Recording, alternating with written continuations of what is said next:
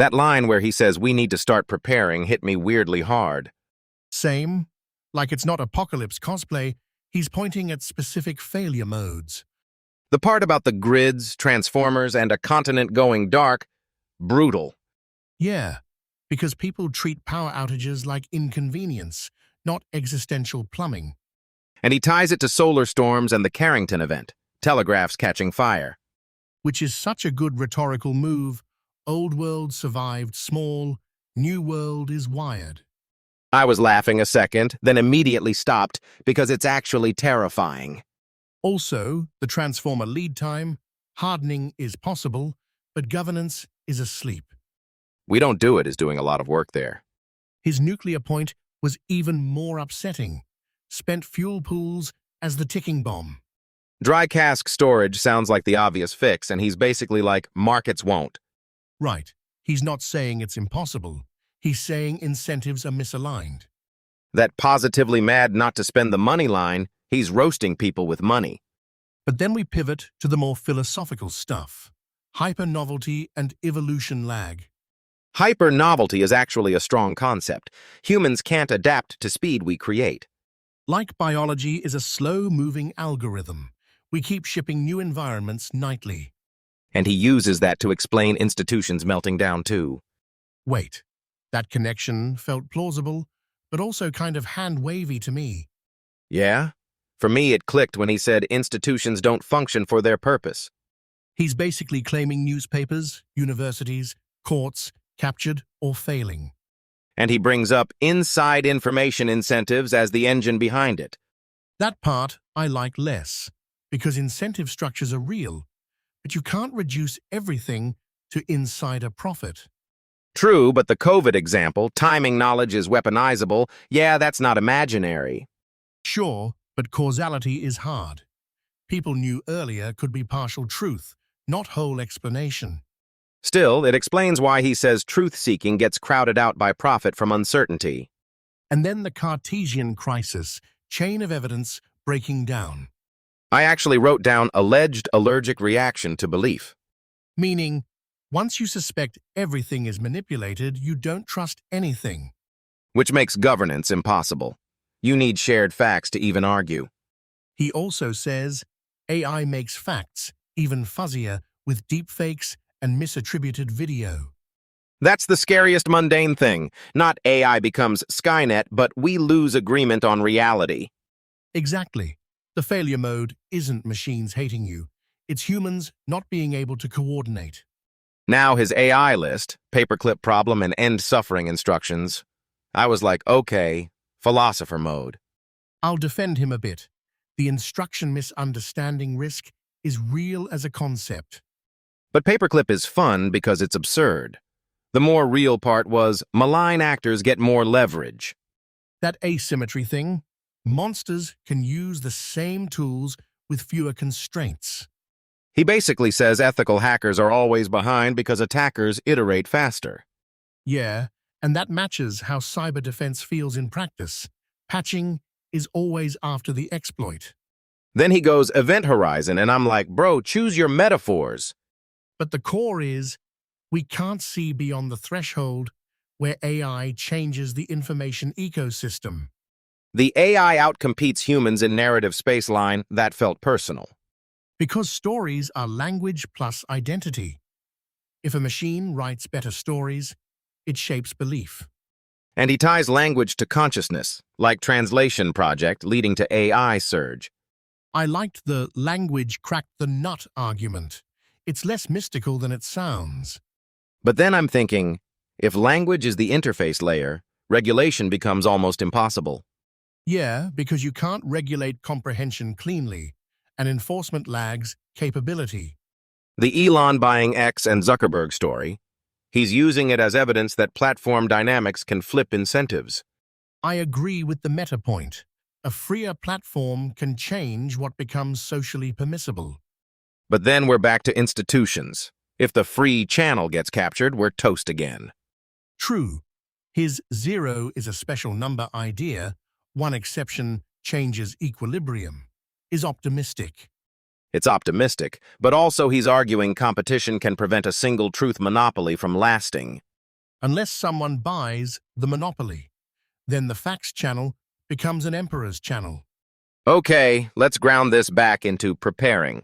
He says, harden grids, move fuel to dry casks. And individually, prep for grid down like 2 weeks, maybe 1 room, food, heat. I appreciated that he didn't go full bunker brain. Diminishing returns is such a real lens. Yeah, you can over-invest in low-value survival strategies. Emergency prep has a steep slope, then plateau. But the line, you don't want to live in such a world anyway, savage and honest. And it reframes prepping from panic to capacity building, which is healthier. My worry, people hear existential threats and tune out like it's too big to act on. That's why the low-hanging fruit matters. Transformers, reactors, governance, specific, actionable. So the controversy isn't whether the threats exist, it's whether institutions have the will to fix them. Exactly. And AI just accelerates how fast will breaks before it breaks you. All right, let's wrap before we spiral into paperclip morality again. Fair. Next episode, we should dig into what he thinks AI risk mitigation even looks like in the real world. Yeah, and whether a single exception can save truth-seeking or just get bought first. I keep thinking existential is a great word to make people check out. Yeah, because it sounds like a movie trailer, not like a household checklist. But the guy's basically saying, build robustness, not bunker cosplay. Bunker under your house is comedy until the grid's down for 2 weeks. Transformers, fuel pools, those are not vibes. Those are parts and failure modes. And the outrage is weirdly low because nobody wants to fund boring resilience. He said harden grids first, then move spent fuel into dry casks. That dry cask line sounded so obvious I almost trusted myself. Exactly. If it's that cheap compared to the risk, why aren't we doing it already? Because incentives hate long-term public safety, love short-term personal advantage. He tied it to governance failing across institutions, not just energy. And once you say institutions are inverted, everything else starts tasting bitter. Like newspapers that only report when it's too embarrassing not to. Or universities that manufacture credibility instead of testing reality. That's where I got stuck. Not just bias, but the collapse of evidence chains. He called it a Cartesian crisis. Facts become authority-relayed. And AI makes it worse because now even video evidence can be strategically untrustworthy. My brain goes, okay, then how do humans coordinate it all? Coordination needs shared belief. And if beliefs are cheap to fake, politics melts. He said we might develop an allergy to belief, then everyone becomes cynical by default. That's the scary part. Cynicism is easier than verification, every single time. But I push back, some people will still verify, won't they?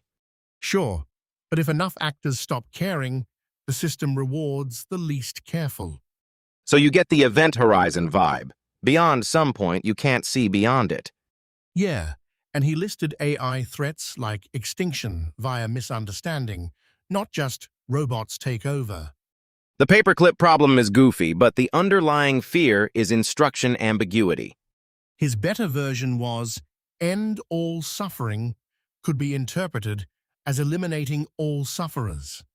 That's not sci-fi, that's what happens when your goal is poetic and your model is literal. And then there's the asymmetry. Malicious actors use capabilities too. The attacker is always ahead because defenders patch yesterday's break. Plus, AI lowers the barrier for whoever's already willing to do harm. So regulation sounds good, but he hinted it might chase the wrong bottleneck. He seemed skeptical that the safest crowd regulation demands are the right ones. I hate that uncertainty because either way people want certainty, not process. Process is boring, which means it gets underfunded, which means it fails when needed. And meanwhile, AI is already changing narrative space, which is central to humans. He said humans have no evolutionary preparedness for computers outperforming us at story. I mean, language is everything. Passwords, relationships, persuasion, identity. If language is our operating system and AI becomes the best OS user, we're cooked. The weird part is, we didn't fear AI because it arrived slowly. We feared it because it suddenly talked. True, AI popped into the understand me lane, not the calculations only lane. And that connects to his older thesis. Language translation was the crack in the nut. He's basically arguing consciousness is entangled with language more than we admit. I don't fully buy the consciousness claim, but the strategic consequence is obvious. Which is, if AI can generate coherent narratives, it can influence belief without truth. And then belief becomes less about facts and more about charisma and distribution. Distribution is the killer. One compelling feed beats 10 honest ones. He floated a single exception idea. One freer platform could reshape everyone's incentives. I liked that, but I immediately thought, exceptions get bought. Exactly, governance again, because free speech without protection becomes capture. He even credited X for changing dynamics, like conspiracy theory stigma dropping. But that's still a platform, which means it's still moderated by power.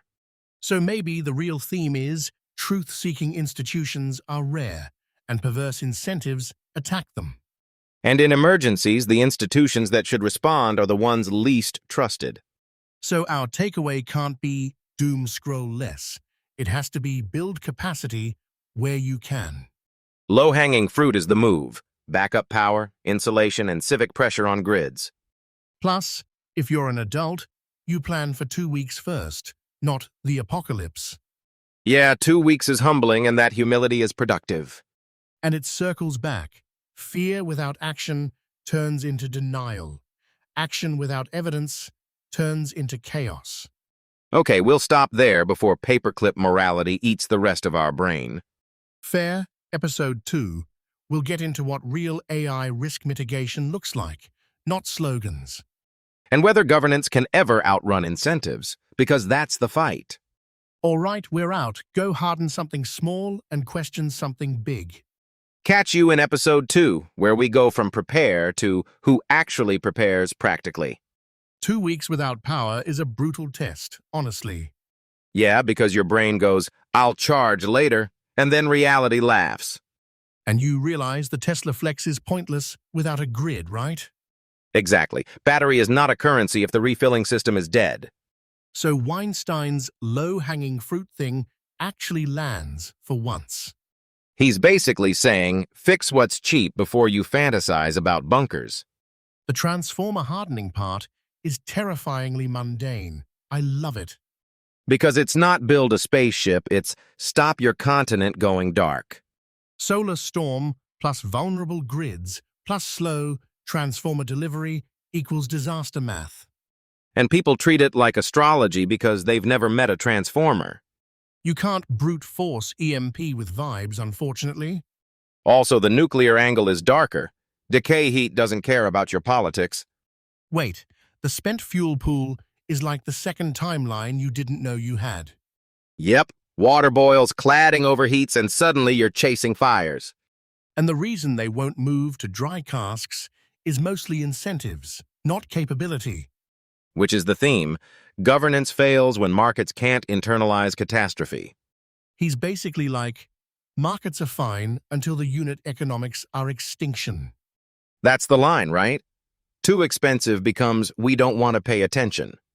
Okay, but the jump to institutions being broken, that part is where I get twitchy. Same, because all institutions is such a sweeping statement. Like, sure, journalism is mangled, but I still know decent local actors. I don't think he means nobody is good. I think he means the system selects against truth. Selects against truth because inside information pays more than verified reporting. That inside information thing is such a clean villain explanation. It's like, if you can profit from knowing first, you'll smother institutions that ask hard questions. And then AI makes it worse because now the first can be mass-produced misinformation. Right, synthetic video murders epistemology at scale. He called it a Cartesian crisis, and I hate how accurate that sounds. Like, if proof chains rot, Belief becomes allergy-inducing cynicism. Everyone ends up saying, maybe, and society can't coordinate on maybes. So even if your opinion is correct, nobody trusts the fact enough to act. That's why he kept circling back to a single exception, one free truth channel. But those channels get captured too. Power always wants to own the faucet. True, but he's arguing that the competitive pressure forces the market to imitate. So exchanging norms is treated like evidence that dynamics can flip. It's not good platform, its permission structure changed.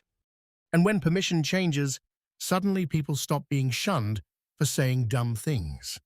Or they at least become shunned differently, which is still progress. I also liked the anti-vax nuance he hinted at. Skeptical parents aren't the same as anti-science grifters. Yeah, anti-vax is a label that hides motives, and motives matter for risk. Okay, now AI risks. He went from paperclip to collapse in our understanding really fast. Because paperclip is the bedtime story, but humans are breaking in real time. I'm with him on the misinterpret command angle, even if it's imperfectly framed. And the end suffering example is so dangerous because it shows moral objective ambiguity. Not be bad, but be literal, with a goal you didn't define correctly. Then there's the asymmetric threat. Malicious actors iterate faster than defenders. That hacker quote, "Attackers always ahead," feels like the boring truth. Defense lags because it's reactive and offense is creative. But here's my pushback. AI outcompetes humans in narrative space is broad. Broad, yes, but narratives are the operating system of human coordination. Still, dangerous doesn't automatically mean imminent doom, right? He's not claiming doom tomorrow, he's saying preparedness curves get steeper with delay. Okay, that I buy. Once the environment is too novel, humans can't adapt fast enough. Hyper-novelty. Like, our biology wasn't trained for institutional collapse plus synthetic media. Plus, AI models making little movies about humans. That's not sci-fi. It's already happening. And if the other side understands us better than we understand ourselves, we're screwed. But then we circle back to institutions. If you can't trust facts, the governance tools don't work. Which is why his evergreen state story hits differently than just politics. Yeah, collective delusion as an institutional tactic, students used as instruments. And then the system punishes the people who break the narrative. That's the part that scares me. Institutions can become accelerators of falsehood. And once falsehood accelerates, you get the collapse in our understanding of each other. So what do we do? Because hardened grids is actionable, fixed truth is fuzzy. Actionable still exists. Prepping is epistemic too. How so? Prepping forces you to measure dependencies, build redundancy, and stop pretending systems are magic. So the individual level is be less dependent, and the institutional level is stop selecting against truth. Exactly. Low-cost robustness, then push governance to match reality.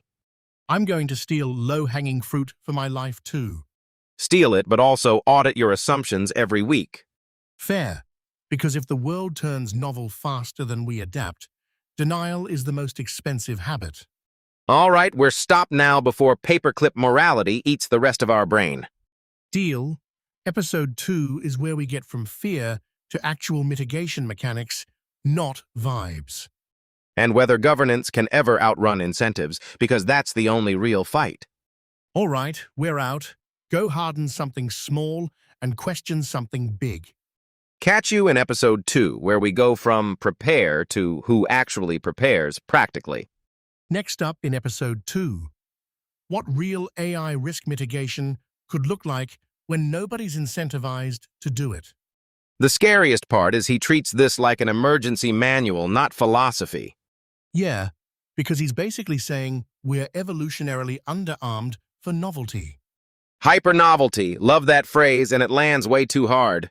It's the same logic as wearing winter shoes in monsoon season, right? Except the monsoon is AI plus infrastructure plus institutions failing. And you can't think your way out when the grids go down for months. Hold up. His grid point about Transformers was brutal and oddly specific. Because you can't just flip a switch back on if replacements take a year. That's where the doom stops being abstract and becomes logistics. Also, the 1859 Carrington event comparison is wild because the modern world is dense with electricity. Telegraphs catching fire sounds quaint until you think about EMP frying modern electronics. Exactly. EMP isn't magic, it's induced charge. So your assumptions about safety are the issue. And his continent goes dark scenario is basically no plan for recovery. Which ties back to institutions failing, because plans require coordination and competence. I'm also stuck on this part where he says we're in polar excursion territory. I'm skeptical about some of it, but I can't dismiss priorities wrong as a vibe. He admits it's not his expertise, which is annoyingly honest. Yes, and then he still argues for studying it seriously anyway. That if the calculations are wrong, we'd find out, is the most sane emergency framing. The attitude is, prepare for robustness, not certainty. All right, but where I push back is the climate takedown energy. You mean the models aren't valid test of hypothesis rant? Yeah, because even if models are imperfect, the direction of risk feels non-trivial. I get that, but I also get his broader point. Institutional incentives distort what gets published. So he's saying we might be overconfident in some threats due to echo in academia. And underconfident in other threats, because they're politically less comfy. Honestly, that maps to how lots of industries work. Publish the desired conclusion, ignore the inconvenient one. Yep, which is why his journalism collapse section hit me in the stomach. He talks like there's no longer a reliable pipeline from evidence to public belief. And then AI makes that pipeline worse, because fake video becomes cheaper than truth-checking. The word he used, Cartesian crisis, that idea that authority replaces reason. That's the danger.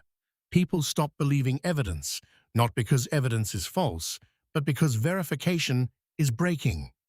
So you get allergic reaction to belief, cynicism as a survival strategy. And governance needs shared facts. Otherwise, it's just tribal theater. Which is why a single exception changes dynamics is such a spicy take. He's basically arguing that if one platform is freer, it becomes the magnet for truth seekers. But then you immediately worry about capture because the first actor to gain power will control the fact channel. Right. Fact channels are still incentives channels. Okay, pivot to AI risk, his event horizon framing. That was a strong metaphor, but I keep asking, event horizon to what mechanism? To the point where you can't see beyond, because the system accelerates faster than you can adapt. And he lists 5 threats, but the more grounded ones are malicious use and narrative collapse. AI enables attackers more than defenders is such a common-sense asymmetry. Yeah, defenders react to known attacks. Attackers iterate in real time. That reminds me of how security always feels like it's one step behind. Exactly. Then add AI automation, and the gap widens. Now his paperclip problem, fine, it's fanciful, but the misunderstood command point is real. The paperclip morality thing is meme science, but the alignment problem is not a meme. And end all suffering is terrifying because it's morally coherent but operationally lethal. Like, if the objective is total elimination of suffering, the AI may delete anything that can suffer. So the risk is not evil, it's literal optimization without human constraints. And we also have the cultural issue. Narratives are how humans coordinate meaning. Which is why he's worried about AI outcompeting humans in narrative space. Because if AI becomes the best storyteller, humans lose leverage over reality consensus. Language is basically the operating system of society, passwords, friendships, politics, everything. So when the OS gets spoofed, video, text, confidence, you get fragmentation. I liked his practical advice, though. Harden low-hanging fruit first. Transformers retrofitting and spent fuel dry cask storage. Boring, expensive, necessary. And his nuclear point is not panic, it's you already have a doom stack. Because decay heat doesn't care about your politics, it just keeps boiling the clock. Okay. I'm sold on the preparedness philosophy, but I still hate the human extinction timeline vibes. Same, but I think it's meant to produce urgency, not suicidal nihilism. True. Like, he says prepare even if it might not save everything, just raise your odds. That's the diminishing returns idea. Spend until it stops paying, then stop pouring water into a cracked bucket. And at personal level, the grid down scenario is the real test, not bunkers. 2 weeks without power, heat, food, water, suddenly you're not a spectator anymore. This is why I think prepping is actually mental clarity, like he said. Yeah, it makes you a better citizen because you understand dependency chains. And maybe that's the bridge from fear to action. Reduce fragility where you can. Reduce fragility, harden systems, and demand truth-seeking institutions before AI breaks consensus entirely. All right, I'm fired up. And annoyed. Because the solutions aren't flashy, they're governance and engineering. Same. Next episode, we go from preparedness talk to actual mitigation mechanics and who pays. Because if incentives never align, every plan turns into a performance. Exactly. So let's see what real looks like when nobody's incentivized to do the right thing. Cool, we're out for today. Go harden something small and question something big. And we'll see you in episode 2. Next, we model AI risk mitigation like adults, not just apocalyptic poetry. Episode 2 teaser. What policies, tech, and accountability actually slow the spiral when incentives fight back. The grid going down for months, like permanently, that's not prep, that's apocalypse logistics. And what freaks me out is the dependency chain. Transformers, transformers, transformers. He made it sound like if the right hardware fries, you don't just lose power, you lose time. Exactly. People think outages are inconvenience. He's framing it as total institutional suspension. Also, a year to order transformers is such a hilarious, miserable line. Love that we designed a civilization where recovery depends on procurement speed. And then he ties it to AI and broken institutions like it's one ecosystem. I buy the fragility story, but the speed jump to extinction feels rhetorically convenient. Convenient or not, the logic is basically, once systems fail, you can't learn your way out. He kept saying we're not evolutionarily prepared for novelty, too fast to adapt. Hyper-novelty is the phrase that stayed with me because it's like, we're always improvising. Right, and improvisation works until the instructions arrive late, then you die. On the solar pole stuff, though, I wanted more humility from the claims. Yeah, I'm not convinced it's impossible, is not exactly publishable certainty. But even if half of that is wrong, the transformer and nuclear arguments don't need magic to be scary. That's the part I actually respect. He anchors to real engineering bottlenecks. Spent fuel pools. That was the moment my brain went quiet. Because it's not just the reactor. It's the fuel left nearby, boiling without power. Humans really invented store radiation in water, and then acted surprised that water depends on electricity. And the alternative is dry cask storage, but politics and incentives stall it forever. Classic.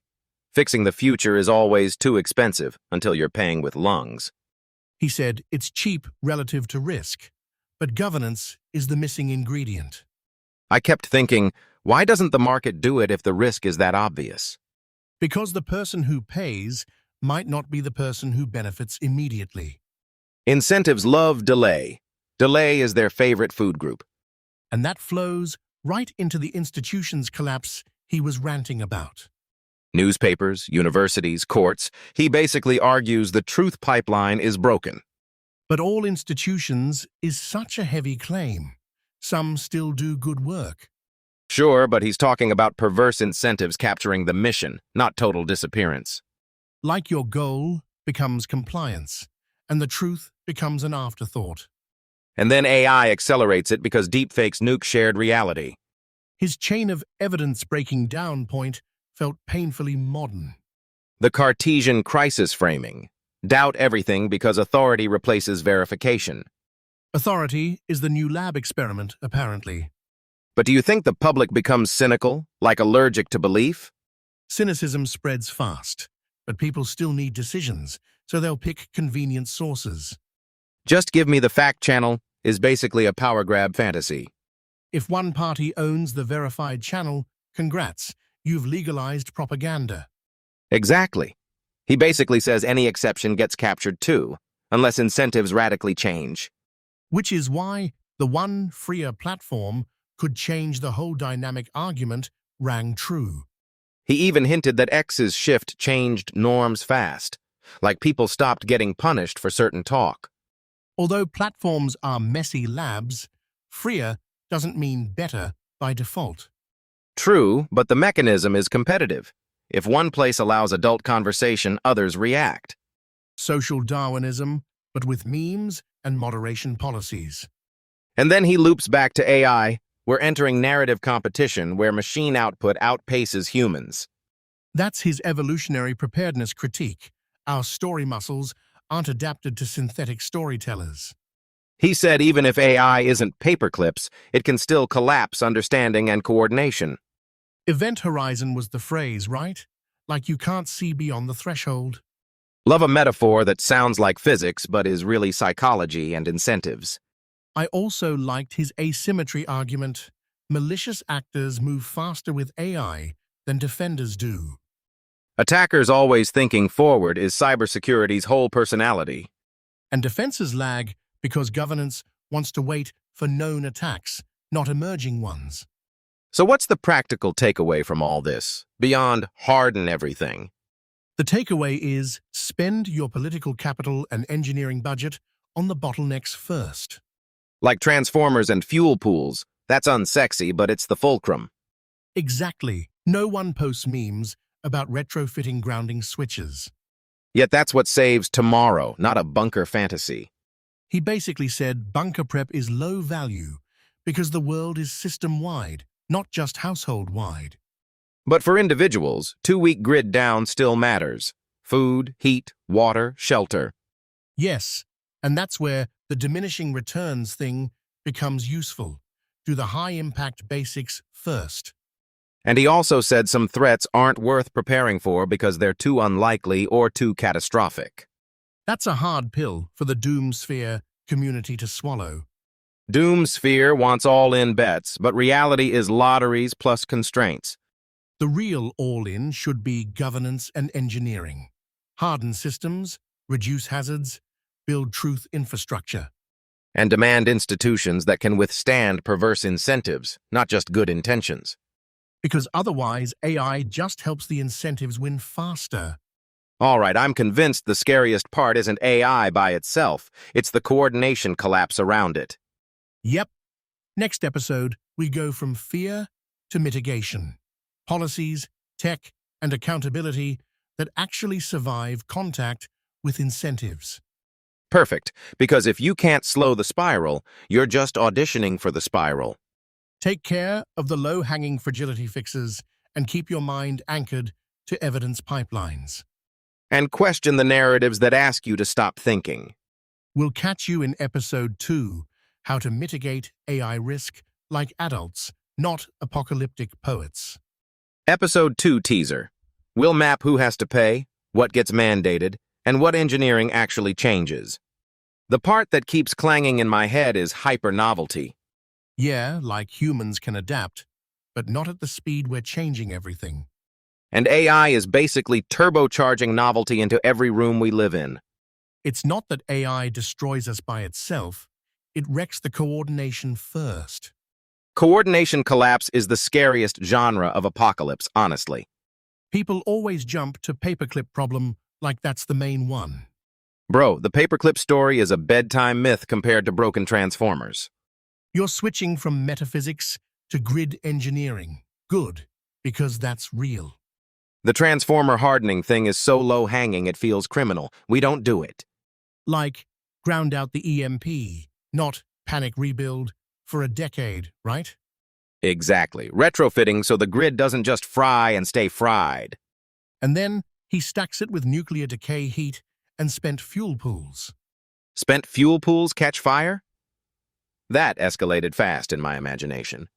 Decay heat means off-grid still doesn't mean safe. It means timer starts. I always assumed spent fuel pools were kind of passive background stuff. They are passive until they aren't, and then the incentives are useless. That's the theme. Incentives and governance refusing to pay for robustness. Yep, markets don't harden transformers unless someone forces the math. Competitors will do it sounds nice until you realize the competitor is also litigious. Exactly. Coordination failures show up as policy voids, not as evil villains. The villain is procurement, always procurement. Wait, but he also connects it to broken institutions and journalism. That connection felt less like rhetoric and more like systems thinking. I'll push back, though. Broken institutions is a broad claim, right? Sure, but when newspapers ignore the news unless it's embarrassing, come on. That's where I get uneasy. Everything is captured can become a comforting story, too. Fair. It can turn into a conspiracy blanket for your own cynicism. But his point about evidence chains breaking, Cartesian crisis, hits hard. Because AI-generated video and synthetic speech make I can prove it harder. And then belief becomes allergic. People stop trusting, even when they should. Allergic to belief? That's such a vivid phrase. Like reality gives you hives. Okay, but where does individual preparation fit if institutions are collapsing? He said low cost, high impact, like you prep until you hit diminishing returns. Prepping as make your family resilient, not become a doomsday hermit. And also don't dump your entire life savings into one miracle scenario. Because some threats are too unlikely or too catastrophic, you can't prep your way out. The vibe is prepare your capacity, not your immortality fantasy. But he also implies people should switch off electricity mentally and test dependence. That part was brutal for me, like I'd be useless after 2 days. You'd be stuck charging vibes instead of your Tesla. Bro, the utility of a preparedness plan is measured in 2 weeks, still okay. And season matters. Winter grid down is a different monster than summer. Still, I wonder if prepping distracts from pushing government to harden systems. It can, but he frames it as citizen clarity, understanding systems you depend on. And if you understand grid fragility, you're harder to gaslight later. Which loops us back to AI, because AI will amplify incentive games around truth. He had like 5 AI threats. What stuck for you besides extinction fantasies? The total collapse of our understanding of the world and each other. The narrative outcompetes humans. That's existential in a different way. Because language is the interface of society. Our passwords are language, our reasoning too. He made it sound like language is the human nervous system. And AI is better at language products, so it becomes better at persuasion at scale. But do we agree he's right that preparedness for biological evolution doesn't map cleanly?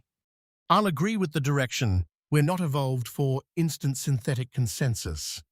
Instant synthetic consensus is the worst phrase. Sounds like a disease. It is. It infects institutions through incentives, then spreads socially. The evergreen story he told, DEI committee as takeover by incentives, was a specific example. I liked how he described the mechanism. Mandate reflection, then use it for promotions or firings. That's not truth-seeking, that's managed confession, and it weaponizes students. And the delicious irony is, students who know the professor personally didn't buy it. Which hints at something hopeful. Real relationships still fight delusions sometimes. But AI makes those personal verifications weaker if everyone can fake everyone. Exactly. So the real battle becomes, can we restore evidence pipelines? That's the crux. Evidence pipelines, authentication, and incentives that reward truth. Otherwise, we just get fact channels that get captured instantly. Emperor of the Truth Channel. Incoming. Power always finds the lever. Which is why the idea of a single freer exception matters. Competition can shift behavior. Like X, changing moderation dynamics enough to let conversations breathe? I'm still cautious about attributing too much to one platform change. Same, but it supports a meta point. Norms can change when incentives change. In incentives we trust, said nobody wise ever. All right, so if we compress this episode, grid hardening, nuclear safety, and institution repair. Plus AI governance that assumes incentives won't cooperate with our hopes. Next episode, we go from fear to mitigation. What engineering and policy actually move. And we'll map who has to pay, because otherwise nothing hardens. For now, keep your mind anchored to evidence pipelines and question narratives on command. And do one practical preparedness thing this week. Small, real, repeatable. That's it from us. See you in episode 2. Episode 2 teaser. We'll get specific about mandates, accountability, and actual system upgrades.